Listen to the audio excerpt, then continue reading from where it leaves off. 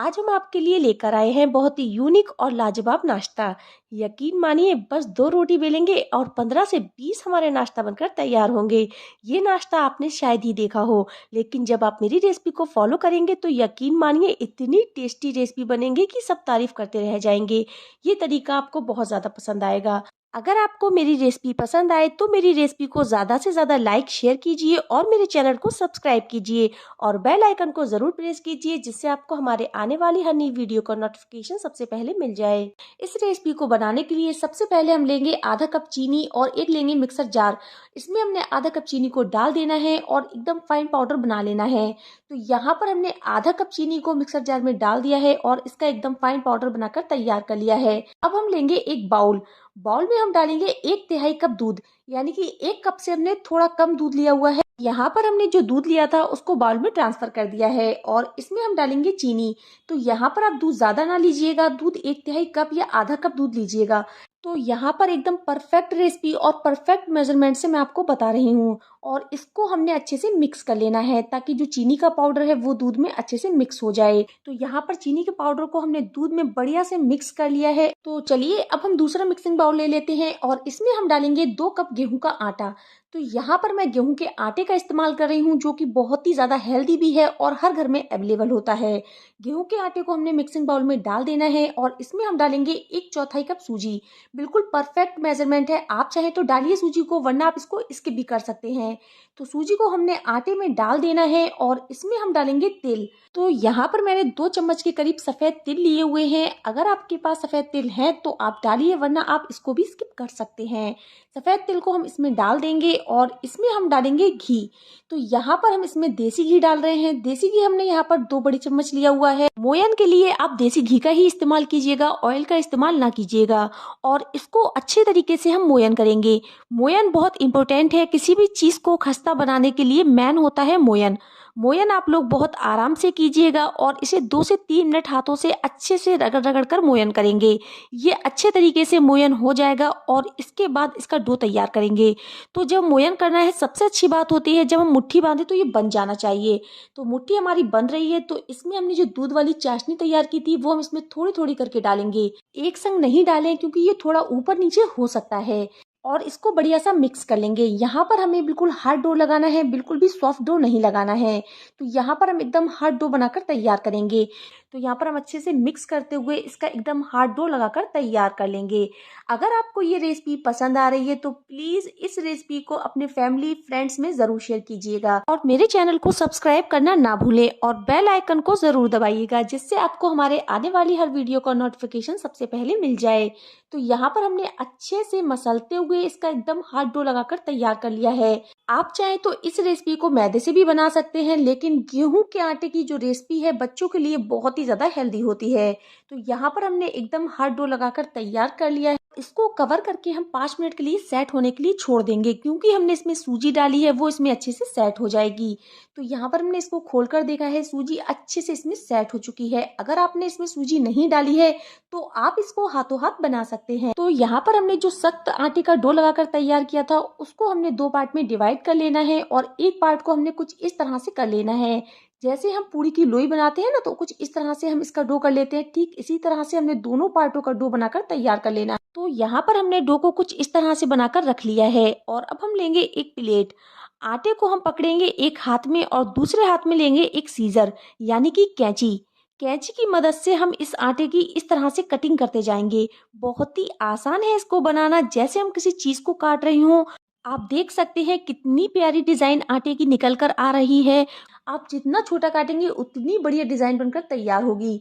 तो यहाँ पर हमने इसी तरह से सारे आटे की डिजाइन बनाकर तैयार कर लेनी है, जो कि देखने में बहुत ही ज्यादा अट्रैक्टिव है, खाने में भी बहुत ज्यादा टेस्टी होगी और बहुत ही इजीली बनकर तैयार हो जाती है। इसको बनाना बहुत ही आसान है। तो यहाँ पर आप देख सकते हैं एक एक पीस हमारा प्रॉपर कटा है। तो चलिए अब हम चलते हैं गैस की तरफ। गैस पर हमने कढ़ाई में ऑयल को अच्छे से गर्म कर लिया है और जो हमने डो लिया था उसको हमने हाथ में इस तरह से पकड़ना है और कैंची की हेल्प से हमने इसको कट करना है। लेकिन इस तरह से जो ऑयल की भाप है वो हाथ में ज्यादा लगती है, लेकिन मैंने इसको पहले से ही कट करके रखा हुआ है। तो आधे पीसेस को हम इसमें डाल देंगे, जितनी स्पेस हो कढ़ाई में उतना ही डालें, जो आप आसानी से हैंडल कर लें। आप देख सकते हैं कि कितने हल्के हल्के से बबल्स आ रहे हैं और गैस की फ्लेम को हमने लो रखना है, क्योंकि ये हम गेहूं के आटे से बना रहे हैं और हमें ये एकदम क्रिस्प बनाना है। अगर हम गैस की फ्लेम को फुल कर देंगे तो ये ऊपर से तो ब्राउन हो जाएंगे लेकिन अंदर से कच्चे रह जाएंगे। आप देख सकते हैं कि कितने हल्के हल्के से बबल्स आ रहे हैं और चम्मच से थोड़ा थोड़ा ऑयल इनके ऊपर भी डाल देते हैं ताकि ये अंदर से अच्छे से फ्राई हो जाएं। तो इनको हम उलटते पलटते हुए गोल्डन क्रिस्प होने तक फ्राई करेंगे।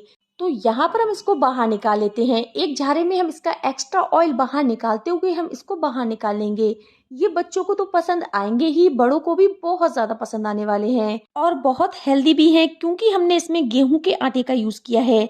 बनाना बहुत ही आसान है, साथ ही आप इसे स्टोर करके 2 महीने तक रख भी सकते हैं। आप देख सकते हैं कितने क्रिस्पी और मजेदार बने हैं। तो लीजिए, हमारे बहुत ही क्रिस्पी और खस्ता शक्करपारे बनकर तैयार हो चुके हैं, जो कि बहुत ही इजीली बनकर तैयार हुए हैं। ये नाश्ता आपने शायद ही देखा हो। अस्सलाम वालेकुम, वेलकम बैक टू जायका अपने किचन का। तो इसको बनाने के लिए हमने यहाँ पर ली है आधा कप के करीब मैदा। तो यहाँ पर हम आधा मैदा और आधा आटा लेंगे। अगर आप चाहे तो पूरी मैदा से भी इसको बना सकते हैं या आप इसको टोटली गेहूं के आटे से भी बना सकते हैं।